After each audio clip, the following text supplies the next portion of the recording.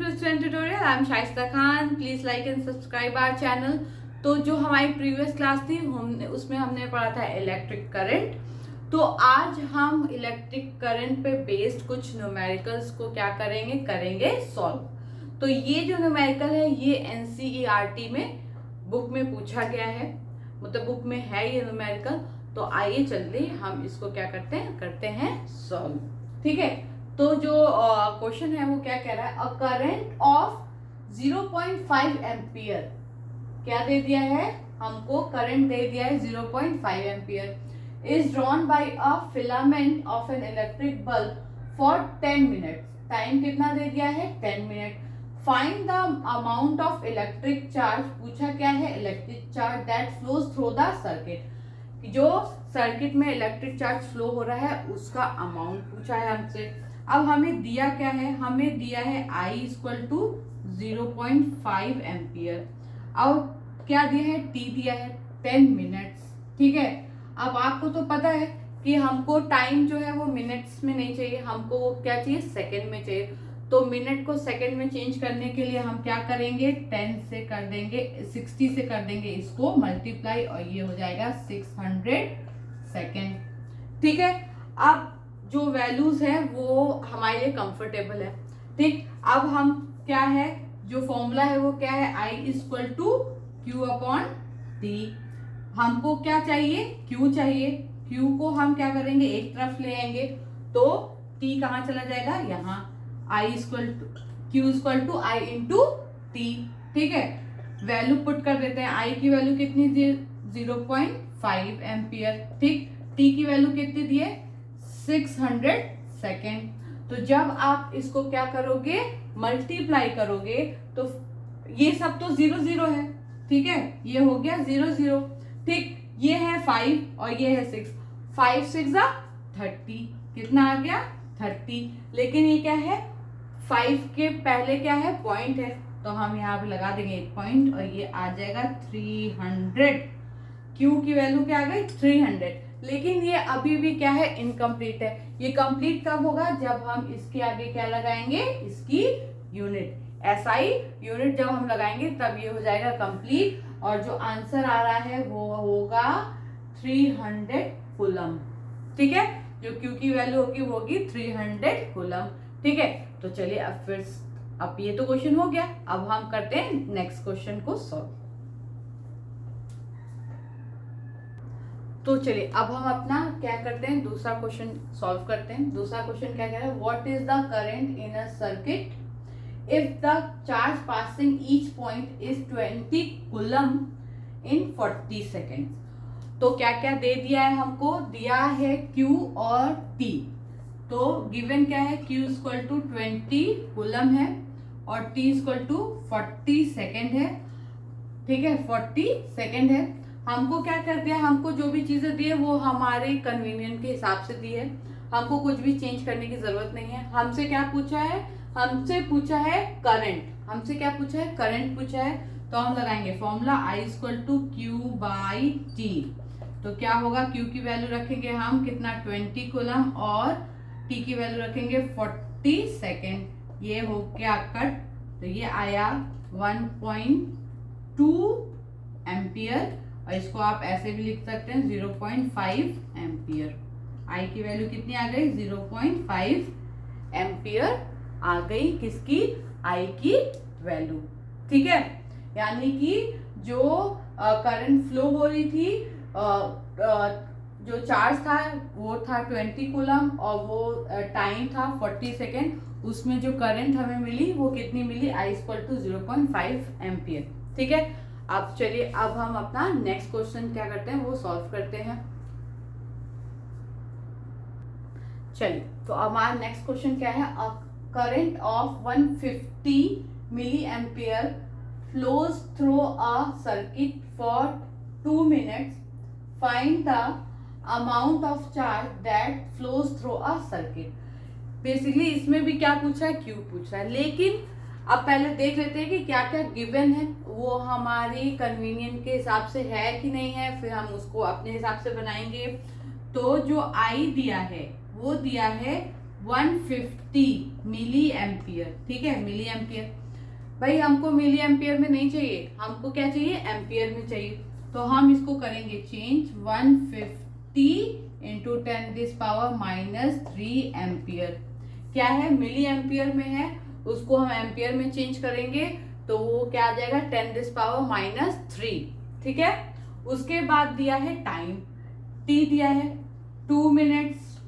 भाई कितनी बार समझाएं कि हमें 2 मिनट्स में नहीं चाहिए, हमको सेकेंड्स में चाहिए। तो 2 इंटू 60 कितना आ गया आपका, ये आ जाएगा 120 सेकेंड। ठीक है, अब जो है चीजें अब जो मिली हैं वो अब हमारे हिसाब से है। तो अब जब ये हमारे हिसाब से है तो हमको क्या निकालना है, हमको निकालना है Q यानी चार्ज। तो I = Q/T, जिसको हम लिख सकते हैं Q = I × T। ठीक है, तो बात आ गई, Q = I की वैल्यू कितनी है, 150 इंटू 10⁻³ एम्पियर इंटू T कितना है, 120 सेकेंड। ठीक है, अभी इसको छोड़ दो और ये जीरो को छोड़ दो। ठीक है, तो अगर हम इसको छोड़ दिए और हमने यहाँ पे लिख दिया 10⁻³ ठीक है, अब ये जीरो को ले लिया और ये जीरो को ले लिया। ठीक है, अब हमारे पास क्या बचा, सिर्फ ये दोनों बचा। क्या बचा, सिर्फ ये दोनों। अब चलिए हम इसको मल्टीप्लाई करते हैं। तो 15 2 30, 30 का आया क्या हुआ 0, फिर यहाँ पे क्या हुआ 3, तो ये क्या हो गया 15 1 15 और 3 प्लस कर दिया तो कितना आ गया 18। ठीक है, अब ये है क्या कूलम में, तो हम यहाँ पे लिखेंगे कूलम। ठीक है, अब अगर आप देखोगे 10⁻³ और इसको अगर हम चेंज करेंगे तो ये भी कितना हो जाएगा 10⁻³ इंटू 10⁻³ कूलम। अब इसको अगर हम ये दोनों कैंसिल आउट हो जाएगा तो जो Q की वैल्यू आएगी, Q = कितना आ जाएगा 18 कूलम। क्या आ जाएगा, Q = 18 कूलम, क्योंकि 10⁻³ और 10⁻³ दोनों एक दूसरे से कैंसिल आउट हो जाएंगे। क्योंकि जब हम क्या करते हैं, मल्टीप्लाई करते हैं और बेस सेम रहता है तो जो पावर्स होती हैं वो क्या हो जाती हैं, प्लस हो जाती हैं। तो जब हम प्लस करेंगे +3 और -3 वो दोनों कैंसिल हो जाएंगे, तो बचेगा क्या, Q = 18 कूलम। ठीक है, अब जो हमारा नेक्स्ट क्वेश्चन है वो हमारे इस मतलब कि ये जो हमारी क्लास है उसका लास्ट क्वेश्चन है। चलिए अब उसको सॉल्व कर लेते हैं जल्दी से। तो चलिए अब हम अपना नेक्स्ट क्वेश्चन सॉल्व करते हैं। A total of 6 × 10⁻46 electrons flow through a current carrying conductor when connected through an external power supply for 20 seconds. Find the value of current in the conductor. अब यहाँ पे क्वेश्चन को थोड़ा सा twist किया है। उसने क्या दिया है, इलेक्ट्रॉन्स की वैल्यू दी है। क्या दिया है, इलेक्ट्रॉन्स, नंबर्स ऑफ इलेक्ट्रॉन दे दिया है। किसी कंडक्टर में नंबर्स ऑफ इलेक्ट्रॉन कितने, इतने हैं, और उस कंडक्टर को अगर हम 30 मिनट्स के लिए किसी एक्सटर्नल पावर सप्लाई से कनेक्ट करते हैं तो उसमें कितनी करंट क्या होगी, फ्लो होगी। अब दिया क्या है, n = दिया है 6 × 10⁻46। ठीक है, और टाइम कितना दिया है t। ठीक है, 20 सेकेंड। ठीक है, कितना दिया है 20 सेकेंड दिया है। ठीक है, और हमें क्या निकालना है, हमें निकालना I की वैल्यू निकालनी है। अब हमें Q तो दिया नहीं है, तो या तो हम Q फाइंड आउट करके और फिर वहाँ फॉर्मूले में पुट कर दें, या तो हम ऐसा कर सकते हैं कि Q की जगह हम जो है फॉर्मूला ही रख दें। अब क्या है कि हमको जो पता है वो ये है कि E = होता है 1.6 × 10⁻19। क्या होता है, 1.6 × 10⁻19 क्या होता है का चार्ज होता है उसके ऊपर। ठीक है, 19 कूलम का। ठीक, अब क्या है, अब हमको निकालना है I। तो I का फॉर्मूला जो होता है वो होता है I = Q/T। Q को हम N × E भी लिख सकते हैं अपॉन T। ठीक है, Q की वैल्यू हम क्या लिख सकते हैं, N × E भी हम लिख सकते हैं। जब हम क्या निकाल रहे थे, जब हम नंबर्स ऑफ इलेक्ट्रॉन निकाल रहे थे एक कूलम में तब हमने ये फॉर्मूला देखा था। हमारी प्रीवियस क्लास में जो है उसमें ये फॉर्मूले के बारे में हमने बात की है। ठीक है, अब क्या है, अब हम वैल्यू क्या करते हैं, पुट करते हैं।